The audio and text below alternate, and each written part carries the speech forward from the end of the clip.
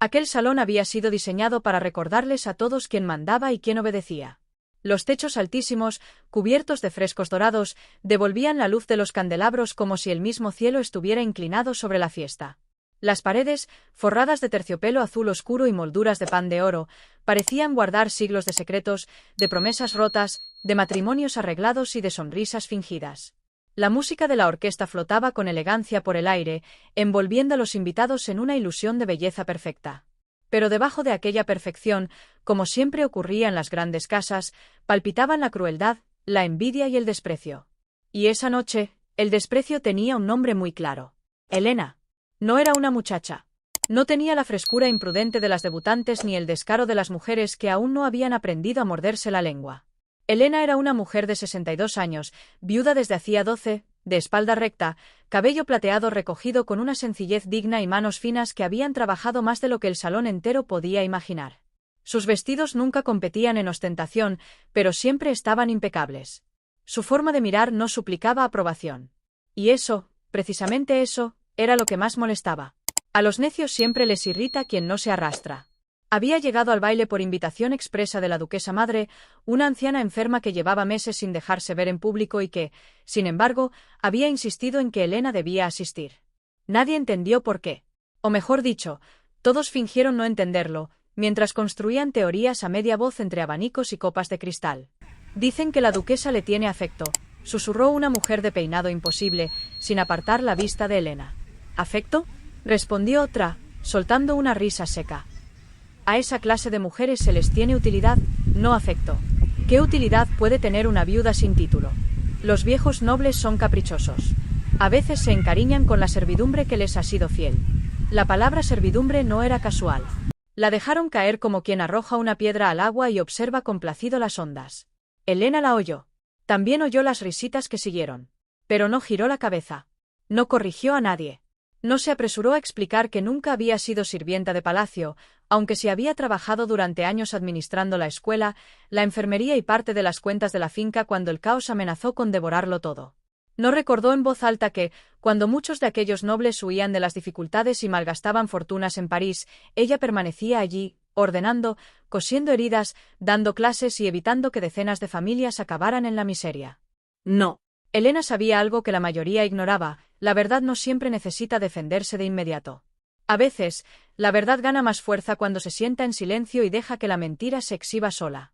Aquella noche llevaba un vestido color ciruela oscuro, sin piedras, sin excesos, con un encaje antiguo en las mangas que había pertenecido a su madre. El broche de plata que lo sujetaba en el pecho parecía humilde entre tantos diamantes, pero no lo era. Elena lo tocaba a veces con la yema de los dedos, no por nerviosismo, sino por costumbre. Era lo único que había conservado de su casa tras el incendio de hacía 40 años. Lo demás había desaparecido entre llamas, humo y promesas incumplidas. Avanzó por el salón con la serenidad de quien ha enterrado demasiado como para temer una mala mirada. Algunos hombres la saludaron apenas con una inclinación mecánica, más por educación que por aprecio. Las mujeres más jóvenes ni siquiera disimularon su curiosidad maliciosa. Al fondo, cerca de las ventanas, la esperaba Clara, una costurera de 58 años que había sido invitada por la misma extraña insistencia de la duquesa madre. Clara tenía mejillas suaves, ojos cansados y un humor tan agudo que podía cortar el aire. «Están afilando los cuchillos con la lengua», murmuró en cuanto Elena se acercó. «Que no se esfuercen tanto», respondió Elena, aceptando la copa de agua que le ofreció un camarero. «La lengua se les gastará antes que mi paciencia». Clara soltó una risa breve, pero enseguida se inclinó hacia ella. «He visto a Beatriz de Almonte hablando con sus hijas. No te quitan ojo». Elena siguió con la mirada la dirección que Clara indicaba. Allí estaban, Beatriz de Almonte, reina indiscutible de la amabilidad falsa, y sus dos hijas, Lucía y Mariana, ambas hermosas, ricamente vestidas y peligrosamente vacías. Eran de ese tipo de mujeres que confunden la educación con el privilegio y la crueldad con el ingenio. Beatriz había pasado años construyendo su posición social a base de humillar con elegancia. Nunca levantaba la voz. Nunca manchaba las manos. Sonreía mientras hundía el cuchillo. «No me sorprende», dijo Elena. «A mí tampoco. Pero esta noche vienen más venenosas de lo normal. Porque esta noche creen que pueden ganar algo». Clara alzó una ceja. «¿Y tú crees que van a perderlo?». Elena dio un pequeño sorbo a su agua antes de contestar. «Creo que quien juega sin conocer todas las cartas, a veces se sienta a una mesa equivocada. Clara la observó un segundo, entre divertida e intrigada. Cuando hablas así, me asustas un poco. Entonces aún conservo algo de encanto. La música cambió, dando paso a una danza más viva. Parejas de distintas edades se acercaron al centro del salón. Los jóvenes se movían con estudiada ligereza. Los mayores, con la destreza de la experiencia. Elena contempló la escena sin rastro de nostalgia. Había bailado mucho en su juventud. Había amado la música, el roce de una mano respetuosa en la cintura, la cortesía verdadera. Pero eso había sido antes de comprender que, en ciertos lugares, el baile no era placer sino estrategia.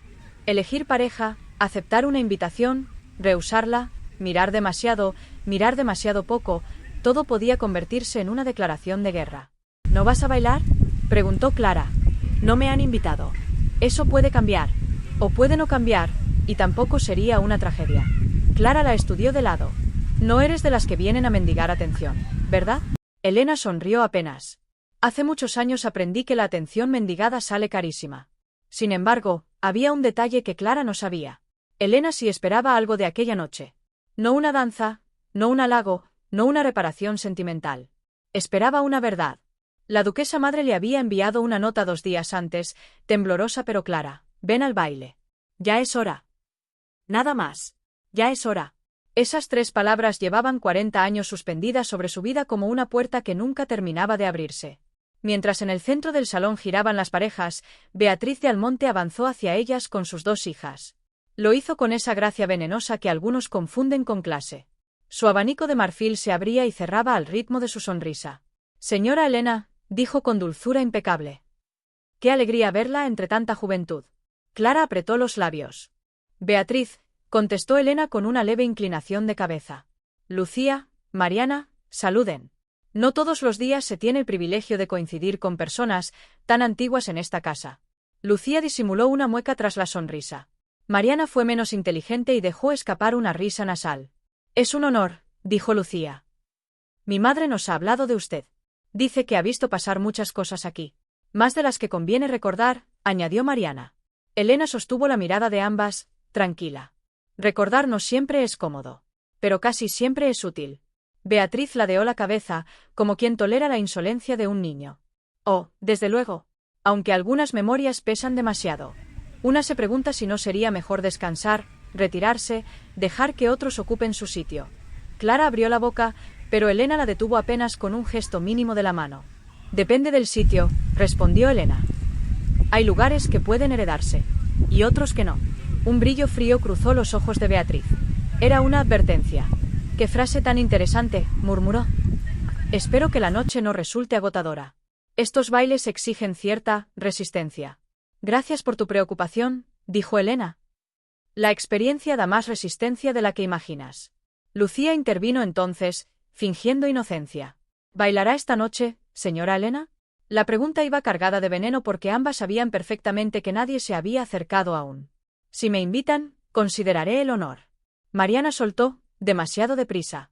«Bueno, con tantas jóvenes hermosas en el salón, será difícil que alguien mire hacia los rincones». Clara dio un paso al frente. «Hay rincones que valen más que la sala entera». Beatriz sonrió como si alabara una ocurrencia graciosa de una criada. «¡Qué fidelidad tan conmovedora!», dijo. «Venid, niñas. No entretengamos a quienes prefieren la observación al baile». Las 3 se alejaron dejando tras de sí un perfume caro y una hilera de sonrisas satisfechas. Clara exhaló con rabia. «Puedo soportar a las hijas, pero a esa mujer». «No desperdicies el pulso», dijo Elena. «La noche es larga. ¿Cómo puedes estar tan tranquila?». Elena miró el reflejo de las luces en su copa. «Porque la gente como Beatriz suele cometer el mismo error. Piensan que humillar delante de otros las hace más altas. No se dan cuenta de que, cuando llegue la caída, habrá demasiados testigos». Clara no respondió. Había aprendido que cuando Elena hablaba con esa calma, algo importante estaba en marcha. La segunda danza comenzó. Luego la tercera. Elena siguió junto a la ventana, saludando con educación a quien se acercaba y manteniendo con Clara conversaciones breves. Nadie la invitó a bailar. Y aunque eso no le dolía de la forma en que habría dolido a una muchacha, si le removió un recuerdo antiguo, un escozor viejo que uno cree cicatrizado hasta que alguien pasa la mano sobre la herida con intención. Tenía 19 años la primera vez que la dejaron sola en un baile. Entonces no era Elena la viuda serena, sino Elena, la hija del administrador de una pequeña hacienda que aún no había ardido, una muchacha hermosa, inteligente y peligrosamente consciente de sí misma. Aquella noche de juventud había acudido a una celebración en la capital acompañando a su madre. Un joven noble, Álvaro, le había prometido la primera danza. Se lo había dicho con voz baja, con esa firmeza dulce que solo tienen los hombres que todavía no han aprendido a mentir del todo. Y durante una hora ella había sentido, quizá por primera vez, que el mundo la miraba sin desprecio. Pero cuando la música comenzó, Álvaro pasó de largo. No solo pasó de largo.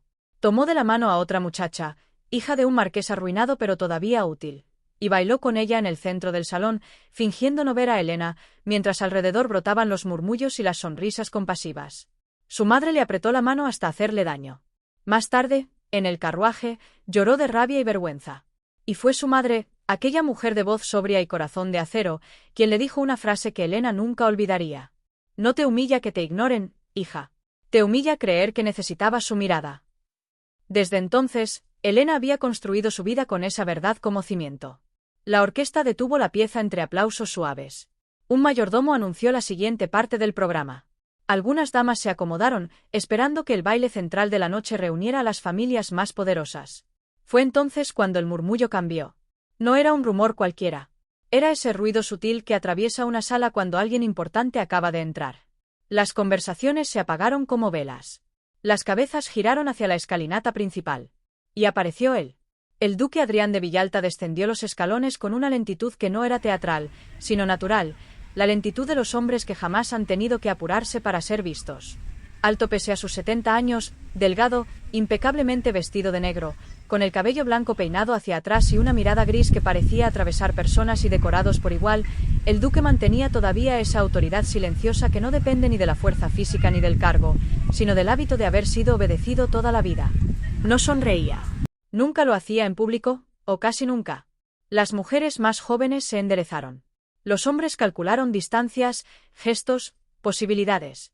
Beatriz de Almonte estiró el cuello apenas 1 centímetro, justo lo suficiente para parecer casual. Lucía acomodó su falda. Mariana apartó un mechón de cabello con gesto estudiado. Clara notó cómo varios ojos se clavaban en Elena, pero por motivos distintos. Ya no era solo curiosidad. Era cálculo. El duque llegó al pie de la escalera. Saludó a 2 consejeros, a un militar retirado, a la esposa de un banquero. Parecía recorrer el salón sin prisa. Y sin embargo Elena percibió algo extraño, no estaba buscando ser saludado. Estaba buscando a alguien. Sintió el corazón golpear una sola vez, fuerte. No se movió. No podía permitirse el error de parecer expectante. Adrián avanzó entre los invitados. Algunos inclinaron la cabeza. Otros sonrieron demasiado. Beatriz se situó con precisión impecable en una trayectoria visible, acompañada por sus hijas. Era una escena ridícula para quien supiera mirar. 3 mujeres convertidas en escaparate de ambición. Excelencia, dijo Beatriz con una reverencia medida. Qué honor tenerle entre nosotros. El salón parecía incompleto sin su presencia. El duque la miró apenas. Entonces el salón tiene un problema de estructura, señora de Almonte. Hubo una risa contenida, nerviosa, en varios rincones. Beatriz se obligó a sonreír. Siempre tan agudo. Lucía dio un paso adelante. Excelencia, esta pieza promete ser hermosa. Eso depende de quién la baile, dijo él. Mariana, más imprudente, se atrevió. Confío en que escogerá bien. El duque giró la cabeza hacia ella. No elevó la voz. No hizo un gesto visible, pero Mariana retrocedió como si alguien le hubiera echado agua helada. Eso hago siempre, respondió. Entonces siguió caminando. Pasó junto a ellas. Pasó junto a varios grupos de damas jóvenes. Pasó junto a los hombres que intentaban interceptarlo. Y se detuvo frente a Elena. No frente a Clara. No a medio metro. Frente a Elena. El tiempo pareció tensarse. El salón entero dejó de respirar. El duque inclinó apenas la cabeza, con una cortesía antigua que ya casi nadie practicaba. Señora Elena, dijo. Ella sostuvo su mirada. Excelencia. La voz del duque, aunque grave, fue clara y suficiente para que quienes estaban cerca pudieran oírlo. Hace años que nadie me concede el honor de una danza memorable. ¿Me permitiría usted corregir esa desgracia?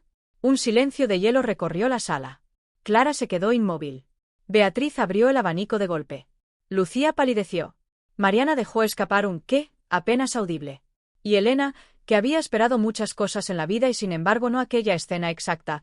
Sintió por un instante que regresaban todos los años, la muchacha ignorada, la esposa fiel, la viuda resistente, la mujer que había escuchado insultos y soportado pérdidas sin doblar la espalda. Todos esos años se alinearon dentro de ella como una columna. Podía aceptar de inmediato. Podía dejarse llevar por el triunfo. Pero su inteligencia, esa inteligencia paciente que tantos confundían con resignación, le dijo que no apresurara ni una sílaba. Excelencia, respondió al fin, sería un atrevimiento por mi parte hacerle competir con tanta juventud y hermosura. Algunos sonrieron con alivio, creyendo ver en su frase una retirada decorosa. Entonces el duque respondió: la juventud deslumbra un rato. La presencia permanece. Yo siempre elijo lo que permanece. El golpe fue limpio. Se oyó una exclamación ahogada en algún lugar del salón. Una copa chocó contra una bandeja. Y Beatriz, por primera vez en años, perdió el control de su rostro. Elena no sonrió. No todavía. Depositó la copa en manos de un camarero y tendió la suya al duque. Entonces no le haré esperar. La música comenzó justo cuando Adrián la condujo hacia el centro. No era una pieza rápida ni ligera. Era una danza solemne, elegante, de esas que no perdonan torpezas. La clase auténtica se ve mejor en los compases lentos, cuando no hay velocidad que esconda la inseguridad. Y Elena bailó como si el tiempo no hubiera pasado. No con la elasticidad juvenil, sino con una precisión hermosa, con esa gracia grave que nace de haber vivido mucho y no deberle nada a nadie. El duque la guiaba con respeto, no con condescendencia. No parecía hacerle un favor. Parecía reclamar algo que le pertenecía. A su alrededor, el salón observaba. Primero con sorpresa. Luego con incredulidad. Después con algo más peligroso, incomodidad. Porque no estaban viendo a una anciana rescatada de un rincón por amabilidad aristocrática. Estaban viendo a una mujer convertida, de pronto, en el centro natural de una escena que otros habían querido negarle. Elena sintió cada mirada como una corriente sobre la piel. Podía adivinar el pensamiento de muchos. ¿Quién es realmente? ¿Por qué ella? ¿Qué sabe el duque? ¿Qué ignoramos? Y esa era, precisamente, la pregunta correcta. Mientras giraban, Adrián habló sin alterar el gesto. Sigues bailando mejor que todos ellos. Elena no lo miró con sorpresa. Sabía que en la danza, como en la guerra, el rostro debía obedecer. Y usted sigue llegando tarde. Llevo 40 años tarde. ¿Lo sabe? Sí. Hubo un compás de silencio. La duquesa madre me escribió, dijo Elena. Lo sé. Fue idea suya. Mía también, aunque ella se llevaría el mérito incluso desde el lecho de muerte. Entonces quiere espectáculo. No. Quiere justicia. El espectáculo lo han creado ellos solos. Elena notó una presión apenas más firme de la mano del duque cuando la música giró. ¿Está listo?, preguntó ella. Lo estoy desde hace demasiado tiempo. No parece. La cobardía suele vestirse de prudencia cuando uno la alimenta durante años. Aquella confesión la atravesó con una mezcla amarga de satisfacción y rencor antiguo. Curiosa sinceridad para mitad de un baile. La sinceridad llega tarde, Elena. Pero esta noche ha venido. Ella alzó por fin la vista y lo sostuvo un segundo. Espero que no vuelva a irse. La pieza terminó entre aplausos inseguros. Nadie sabía cuánto entusiasmo mostrar. Aplaudir demasiado podía parecer adhesión. Aplaudir poco podía parecer torpeza. La aristocracia detesta no saber cuál es la postura correcta. El duque no soltó la mano de Elena. Se volvió hacia la orquesta. Otra. La palabra fue breve, firme, incuestionable. El director vaciló una fracción de segundo y enseguida levantó la batuta. Comenzó una segunda danza. El murmullo renació, más fuerte. Ya no era posible fingir que aquello había sido un capricho aislado. El duque estaba haciendo una declaración. Lucía, incapaz de contenerse, dio un paso hacia adelante. Madre, esto es inadmisible. Cállate, susurró Beatriz, sin apartar la sonrisa congelada. Pero todos. He dicho que te calles. Clara, que escuchaba desde cerca, casi sintió compasión. Casi. La segunda danza fue aún más devastadora para quienes deseaban humillar a Elena. Porque en la primera podía atribuirse todo a una extravagancia del duque. En la segunda ya se revelaba la intención. Y la intención tenía dientes. Al terminar, Adrián condujo a Elena hacia un espacio despejado frente al estrado. Hizo una seña al maestro de ceremonias, que acudió veloz. Reúna a todos, ordenó. ¿A todos, Excelencia? ¿Mi voz se ha vuelto confusa? No, Excelencia. La campanilla del maestro sonó 3 veces. Los grupos se fueron organizando con ese caos elegante de las reuniones donde nadie quiere parecer curioso, aunque todos mueran por enterarse. La música cayó por completo. El duque permaneció junto a Elena, no medio paso detrás, no delante, sino a su lado. Eso ya era una revolución. La duquesa madre no estaba presente físicamente, pero un retrato enorme suyo dominaba la pared del fondo, contemplándolo todo con ojos duros. Elena no pudo evitar pensar que aquella anciana formidable se estaba divirtiendo, dondequiera que estuviera en ese momento. Cuando el salón se aquietó, Adrián habló. Agradezco su asistencia esta noche. Algunos han venido por cortesía. Otros por costumbre. Otros, quizá, por conveniencia. No los culpo. Las casas antiguas sobreviven gracias a una mezcla eficiente de afectos sinceros e intereses descarados. Hubo unas risas pequeñas, tensas. Sin embargo, continuó, esta noche no he convocado este baile solo para celebrar el aniversario de la Casa Villalta. Lo he hecho porque hay asuntos que, cuando se silencian demasiado tiempo, pudren por dentro incluso los muros más nobles. Nadie se movió. Elena sintió como la sala entera se inclinaba hacia sus palabras.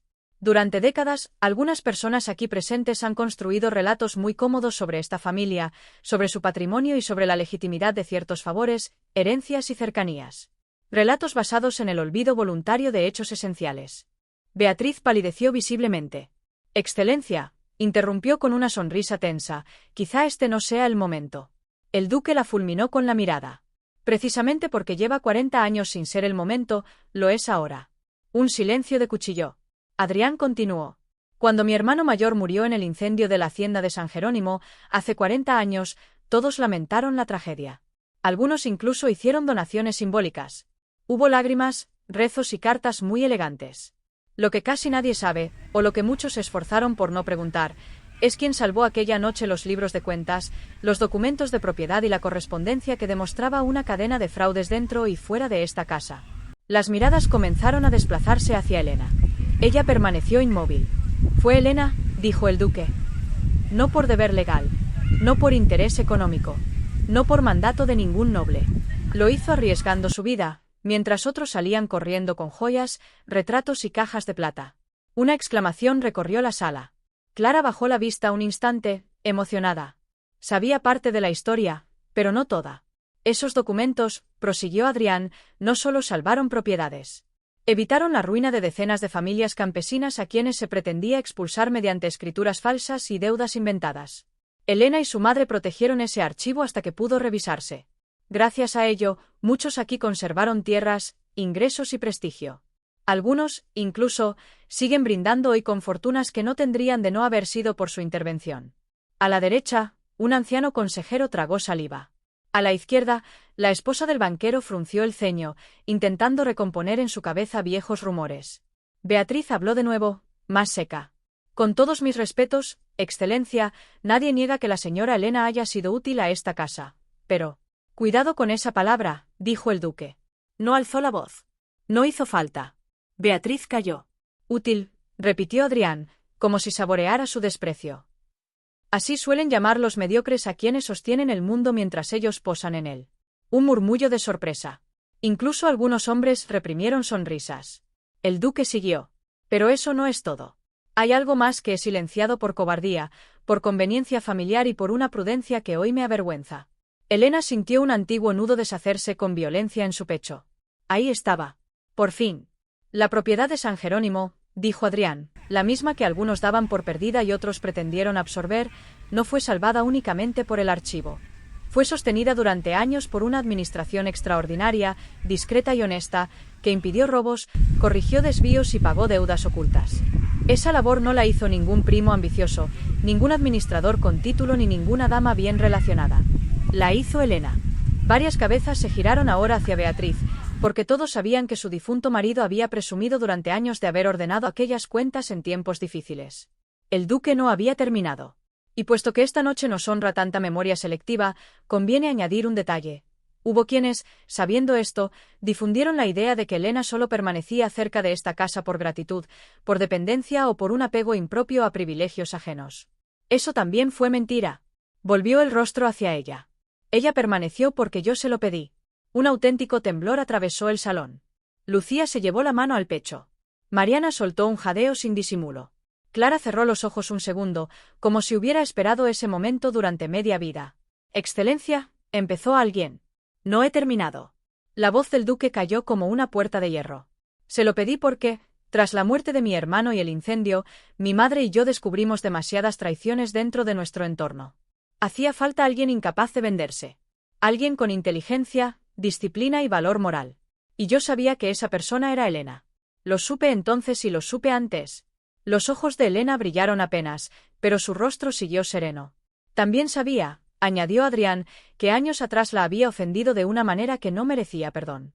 Y quizá por eso callé más tiempo del debido, porque me resultaba más fácil admirarla en silencio que enfrentar mi propia bajeza delante de todos. Nadie respiraba. Aquel hombre, temido por su dureza, estaba confesando culpa. Cuando éramos jóvenes, dijo, hice lo que tantos hombres cobardes hacen, permití que el cálculo social prevaleciera sobre la verdad. Decepcioné a una mujer a la que respetaba más de lo que me atrevía a reconocer. Después la vida siguió, las responsabilidades crecieron, las pérdidas llegaron y el tiempo, con su crueldad habitual, nos volvió prudentes donde debimos ser valientes. Elena apretó muy despacio los dedos. No estaba escuchando una declaración romántica. No la necesitaba. Lo que escuchaba era mejor, una verdad pública. La clase de verdad que no repara el pasado, pero sí destruye la mentira con la que otros se han alimentado. Beatriz intentó recuperar terreno. Excelencia, comprendo la emoción de los recuerdos, pero convertir una velada en ajuste de cuentas. ¿Ajuste de cuentas?, repitió Adrián. Curioso que el término le resulte tan natural. Entonces hizo una señal al mayordomo. Este avanzó con una pequeña caja de madera oscura y un sobrelacrado. Antes de este baile, dijo el duque, ordené revisar ciertos archivos privados de la casa. Cartas, recibos, anotaciones de administración. Entre ellos aparecieron varios documentos que confirman desvíos de fondos, cobros indebidos y sobornos relacionados con contratos de mantenimiento de San Jerónimo y otras propiedades. Los nombres aparecen con claridad. Beatriz se quedó inmóvil. Lucía miró a su madre. Mariana empezó a temblar. Esos documentos, continuó, coinciden con lo que Elena advirtió hace años y con lo que entonces algunos se apresuraron a despreciar como suspicacias de una mujer sin posición. Pues bien, esa mujer sin posición tenía razón. El salón estalló en murmullos. No puede ser, susurró alguien. ¿Está acusando a? Dios mío. El duque abrió el sobre y extrajo varios papeles. No tengo intención de entretenerlos con cifras. Las autoridades correspondientes ya han sido notificadas esta tarde. Pero si diré esto, la señora Beatriz de Almonte y el difunto señor de Almonte utilizaron durante años su cercanía social para beneficiarse de contratos, comisiones y privilegios construidos sobre mentiras. Y para protegerse, difamaron a la única persona que podía desenmascararlos sin necesidad de gritar. Beatriz dio un paso adelante, desencajada. Eso es una infamia. Su voz, por primera vez, no era de terciopelo. Era de pánico. Y el grito resonó en toda la sala como la caída de una máscara. ¿Infamia?, respondió Adrián. Infamia es robar envuelta en perfume. Infamia es llamarse dama mientras se destroza el nombre de otra mujer para trepar. Infamia es mirar a alguien a quien se debe media fortuna y tratarla como si estuviera de sobra. Beatriz temblaba. ¿Mientes? El duque ni parpadeó. Yo no. Los recibos tampoco.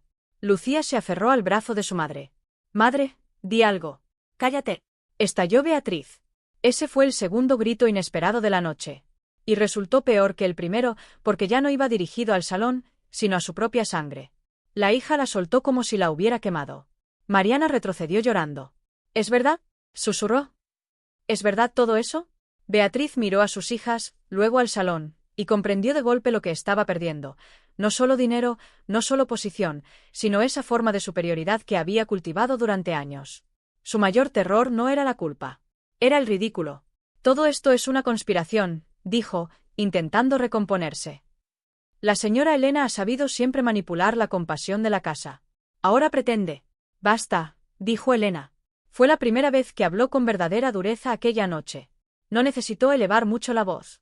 El salón entero quedó quieto. Elena dio un paso al frente. Sus ojos, normalmente tranquilos, tenían ahora el brillo helado de la justicia cuando por fin decide salir a la luz. He soportado tus insinuaciones durante años, Beatriz, dijo. He tolerado tus comentarios, tus sonrisas, tus pequeños esfuerzos por hacerme parecer menos de lo que soy. Lo hice porque no estaba dispuesta a convertirme en una mujer amarga por culpa de otra más mezquina. Pero no voy a permitirte que vuelvas a ensuciar la verdad delante de todos. Beatriz quiso responder, pero Elena no le dio espacio. Tú no me humillaste esta noche. Tú solo mostraste lo que eres. La humillación verdadera consiste en vivir convencida de que el desprecio da categoría. Y esa pobreza no la sufro yo. Algunas mujeres apartaron la vista, incómodas. Porque, aunque el golpe iba dirigido a Beatriz, muchas reconocieron algo de sí mismas en esa sentencia. Elena continuó, sin apresurarse. Cuando mi casa ardió, perdí a mi padre, perdí mis bienes y perdí la ingenuidad. Cuando años después quedé viuda, perdí también la ilusión de que el esfuerzo honrado basta para ser respetado. He trabajado, he callado, he visto cómo personas menos capaces obtenían honores que no merecían, y aún así seguí. ¿Sabes por qué? Porque el valor de una vida no lo deciden las invitaciones al centro del salón. Lo decide la conciencia cuando llega la noche y una se queda sola consigo misma. Nadie se movió. Hasta los criados parecían escuchar sin pestañear. Y yo, dijo Elena, llevo décadas durmiendo en paz. Beatriz tragó saliva. No eres quien para dar lecciones. Elena inclinó la cabeza apenas. No. Soy quien sobrevivió a tus lecciones.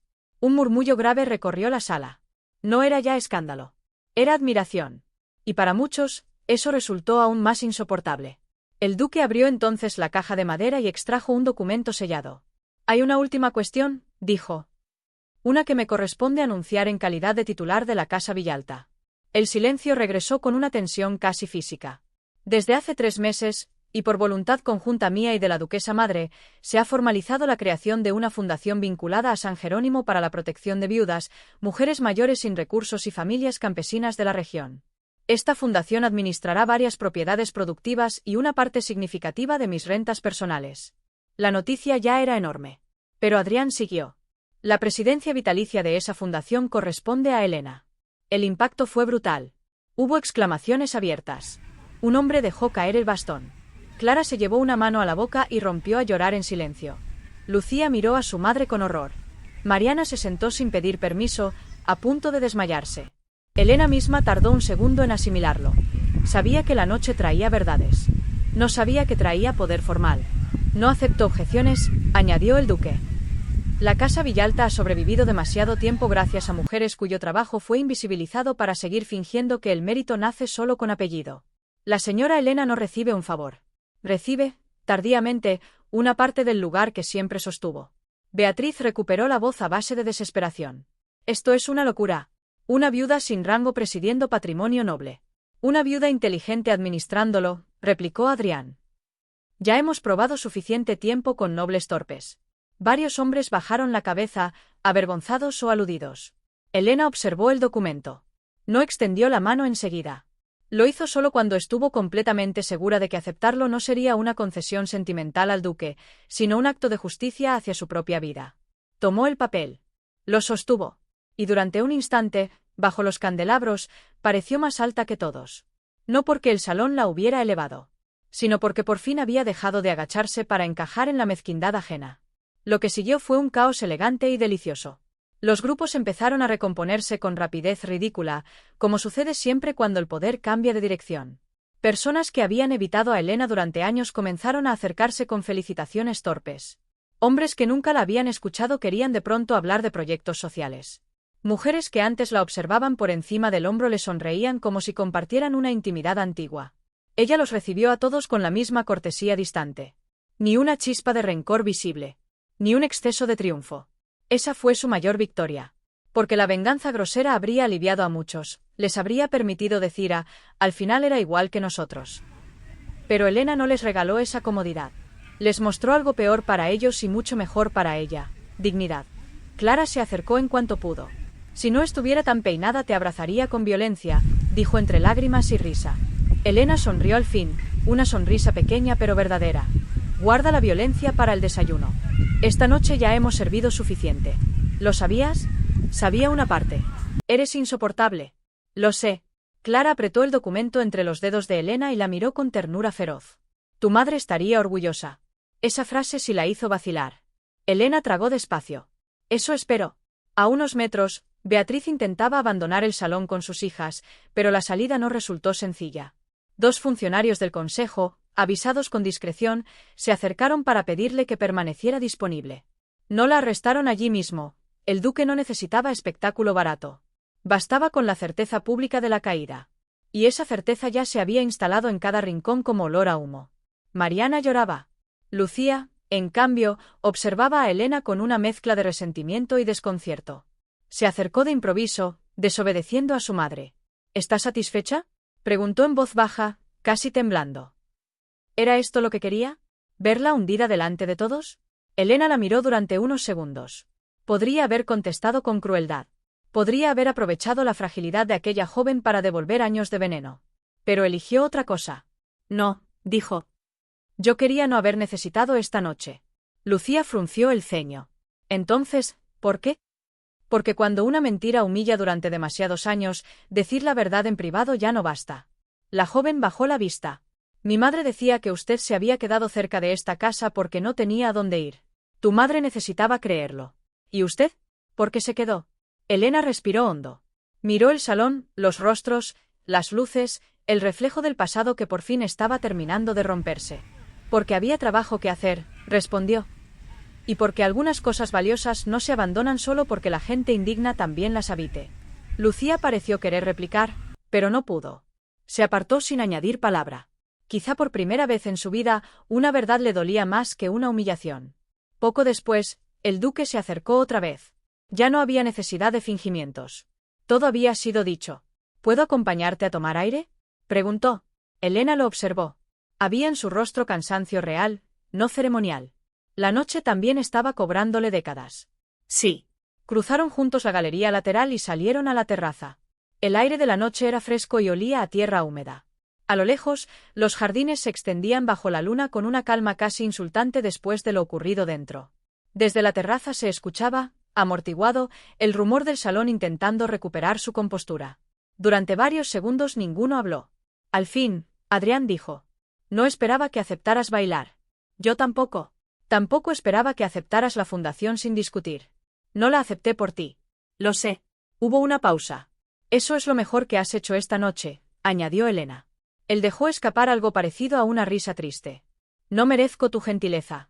No te la estoy dando. Adriana sintió como quien recibe una sentencia justa. La duquesa madre siempre dijo que eras más severa que cualquier juez. Tu madre era una mujer lúcida.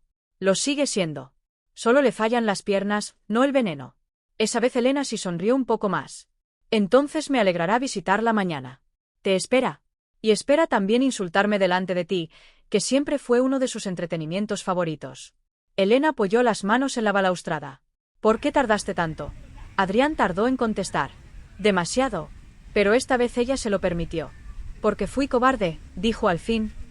Porque después del incendio la casa se convirtió en una batalla, y yo me convencí de que protegerte consistía en mantenerte fuera de ciertos focos.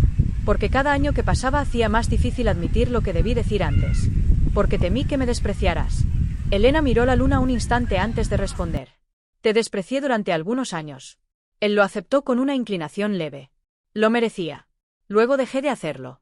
El desprecio consume demasiado. ¿Y qué sentiste después? Ella lo miró directamente. Indiferencia. Y más tarde, respeto. A veces.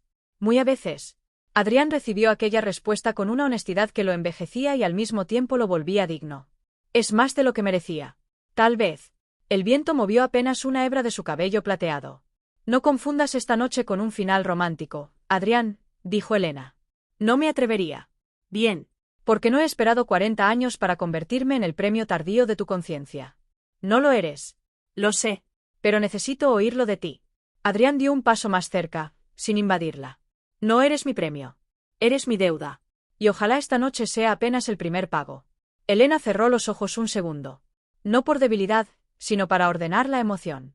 Después volvió a abrirlos. Las deudas no se pagan con palabras bonitas. Entonces dime con qué. Con trabajo. Con constancia. Con hechos que no necesiten música de fondo. Adrián inclinó la cabeza. Eso sí sé hacerlo. Más te vale. Dentro del salón se oyó de pronto un estruendo, una bandeja cayendo, un par de gritos y luego carreras apresuradas. Ambos volvieron la cabeza. Un criado salió a la terraza, pálido. Disculpen, Excelencia. La señora de Almonte ha sufrido un desmayo. Elena alzó una ceja. Qué inoportuno. El criado, sin saber si debía reír, mantuvo la expresión neutra. ¿Llamaron al médico?, preguntó Adrián. Sí, Excelencia. Entonces ya hacen más por ella de lo que ella haría por otros. Pueden retirarse. El criado inclinó la cabeza y desapareció. Elena observó al duque. No has perdido la ternura. Nunca tuve fama de ello. Una lástima. Regresaron al salón unos minutos después. La escena era casi cómica. Beatriz, repuesta lo suficiente para no morir de vergüenza aunque no de humillación, estaba sentada en una butaca rodeada por dos damas que fingían ayudarla mientras absorbían cada detalle del desastre. Sus hijas parecían haberse encogido. Los funcionarios aguardaban discretamente a un lado. Al ver entrar a Elena junto al duque, el murmullo se reactivó. Y entonces ocurrió algo que nadie había previsto.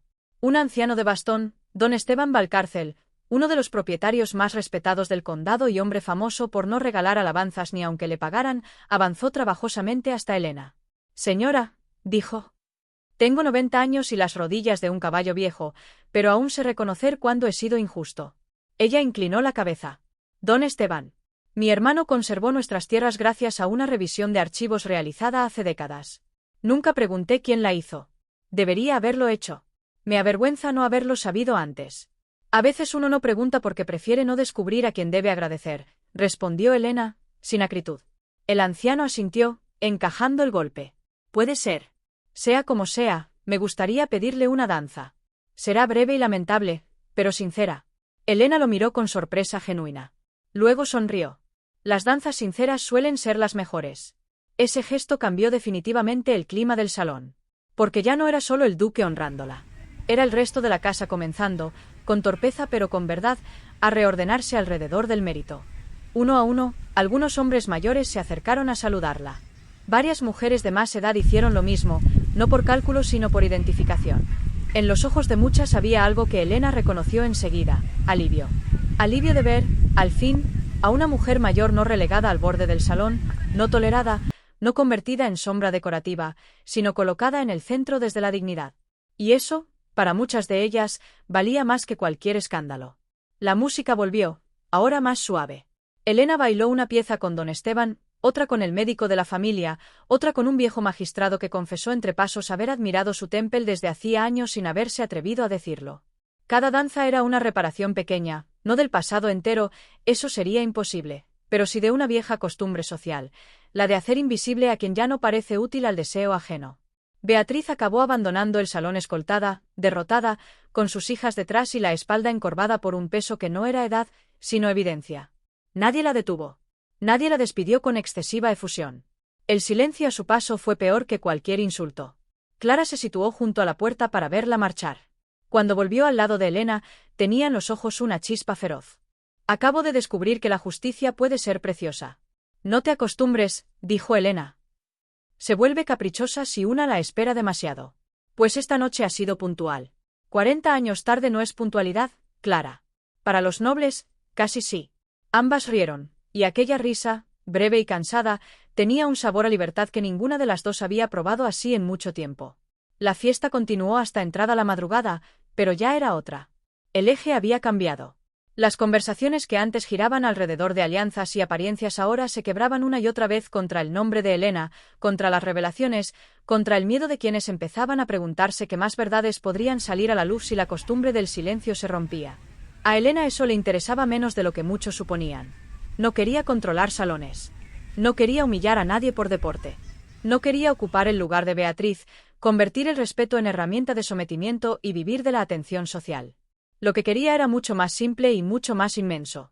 Quería poder mirar su propia vida y saber que, al fin, nadie podría volver a contarla mal delante de ella.